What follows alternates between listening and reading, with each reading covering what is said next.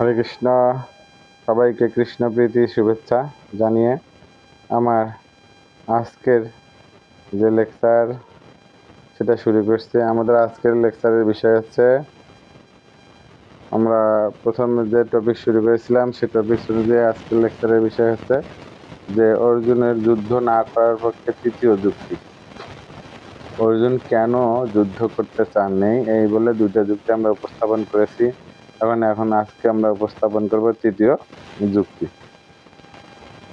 অর্জুনের এই তৃতীয় যুক্তিটা ছিল হচ্ছে পাপের ভয়। কেন পাপ? অর্জুন এখানে যুক্তি দেখিয়েছেন যে যুদ্ধের ফলে পাপ সংঘটিত হবে, কারণ আক্রমণকারীরা বয়োজ্যেষ্ঠ এবং আত্মীয়। তবে এইখানে আমরা এখান থেকে যে শিক্ষা লাভ করেছি, এই যে শ্লোক প্রথম অধ্যায়ের শ্লোক 36 থেকে 38, এই শ্লোকে আমরা শিক্ষা লাভ করেছি যে কয় ধরনের আক্রমণকারীকে হত্যা করা যায় বা কয় ধরনের আক্রমণকারীর বিরুদ্ধে যুদ্ধ ঘোষণা করা যায়। মোট 6 ধরনের আক্রমণকারীকে হত্যা করা যায় রাষ্ট্র, সমাজ ও সম্পর্কিত অর্থশাস্ত্রের ভিত্তিতে। এদের হত্যা করলে কোনো পাপ হয় না। এই 6 ধরনের আক্রমণকারীকে হত্যা করলে কোনো পাপ হয় না। 1, যে বিষ প্রয়োগ করে। 2, যে ঘরে আগুন লাগায়। 3, যে ভয়ানক অস্ত্র নিয়ে আক্রমণ করে। 4, যে ধন সম্পদ লুণ্ঠন করে। 5, যে অন্যের জমি দখল করে। এবং 6, যে বিবাহিত স্ত্রীকে হরণ করে। এই 6 ধরনের আক্রমণকারীকে কি হত্যা করা যায়। এদের কোনো বেঁচে থাকার অধিকার থাকে না।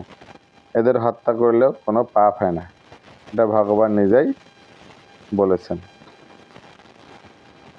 তাহলে এদের হত্যা করলে যদি পাপই না হয়, তাহলে অর্জুন কেন তাদের ক্ষমা করলেন বা ক্ষমা করছেন বা করার চেষ্টা করছেন কেন? কারণ অর্জুন একজন ভক্ত মানুষ, ভগবানের শুদ্ধ ভক্ত। যদি জড়জাগতিক মানুষ হতো তাহলে অবশ্যই অর্জুন কি করতেন? এই সুযোগ গ্রহণ করার সবার আগে চেষ্টা করতেন। কিন্তু এখানে অর্জুন অত সহজে চেষ্টা করেননি। কেন? কারণ একজন ভক্তের হৃদয় হয় অতি কোমল, সুন্দর, নরম। তারা কখনো খুনাখুনি, রাহাজানি, সন্ত্রাসী এগুলো করার চেষ্টা করে না। তবে অর্জুন কেন তাদের ক্ষমা করেছেন, কারণ কি? আমরা এখন কারণগুলা উল্লেখ করব। আক্রমণকারীদের বিশেষ অবস্থান, তারা বয়োজ্যেষ্ঠ এবং গুরুজন, তারা এবং আত্মীয় বটে। সাধুত্বের কারণে ক্ষমাগুণ তাদের সহজাত বৈশিষ্ট্য। একজন সাধুর মূল বৈশিষ্ট্য হচ্ছে ক্ষমা। এই জন্য উনি এখানে অর্জুন ক্ষমা করে দিতে চেয়েছেন সবাইকে। অর্জুনের বিবেচনা, কেন অনিত্য পার্থিব আনন্দ ও রাজ্য লাভের জন্য জীবন ও পারমার্থিক মুক্তিকে ঝুঁকির মধ্যে ফেলবে অর্জুন? এটাও ছিল তার একটা কারণ। এই কারণের উপর ডিপেন্ড করে অর্জুন সিদ্ধান্ত নিয়েছিল যুদ্ধ না করার। মূলত কারণ এখানে বয়োজ্যেষ্ঠ তার এই জ্যাঠাখুড়া, তার এই প্রপিতা, প্রমাতা, জ্যাঠাতো ভাই, সবাই এই যুদ্ধে কি হবে? মৃত্যুবরণ করবে। তাই অর্জুন এদের বুঝতে পেরে যুদ্ধ না করার সিদ্ধান্ত নিয়েছিলেন। এখন ক্ষমাশীলতা বা সাধুতার সঠিক ধারণা। ক্ষমাশীলতা এবং সাধুতার সঠিক ধারণা কি? সাধু সন্ন্যাসীর মতো ব্যবহার ক্ষত্রিয়ের জন্য প্রযোজ্য নয়। রাম রাজ্যের সঙ্গে সাথে তুলনা। মাতা সীতাকে রাবণ অপহরণ করলে ভগবান রাম তাদের উচিত শিক্ষা দিয়েছিলেন। মাধব, এখানে এই শ্লোকে মাধব, ভগবান শ্রীকৃষ্ণকে মাধব বলা হয়েছে কেন?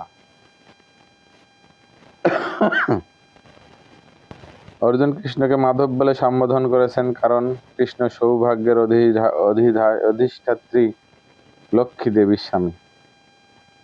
তাই অমঙ্গল সূচক কোনো কাজ কৃষ্ণের করা উচিত নয়। এই জন্য এখানে অর্জুন ভগবান শ্রীকৃষ্ণকে মাধব বলে কি সম্বোধন করেছেন। অর্জুনের সাধুতা, খারাপ ফল সম্বন্ধে অর্জুনের বিবেচনাবোধ অর্জুনের সাধুতার পরিচায়ক। বাধ্যবাধকতা, ফল ভালো হলেই কেবল তা করতে হবে, নতুবা নয়। আর এই কারণে অর্জুন মনে করেছিলেন যে যুদ্ধ করা তার জন্য বাধ্যতামূলক নয়।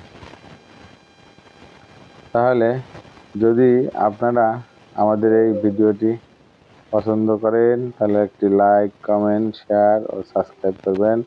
আমাদের পেজের নাম সনাতন চিরন্তন প্রাণের নিমাই এবং আমাদের চ্যানেলের নাম হচ্ছে, ইউটিউব চ্যানেলের নাম হচ্ছে সনাতন চিরন্তন প্রাণের নিতাই।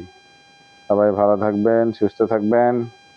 সবাইকে কৃষ্ণপ্রীতি শুভেচ্ছা জানিয়ে শেষ করছি আমার আজকের লেকচার। হরে কৃষ্ণ।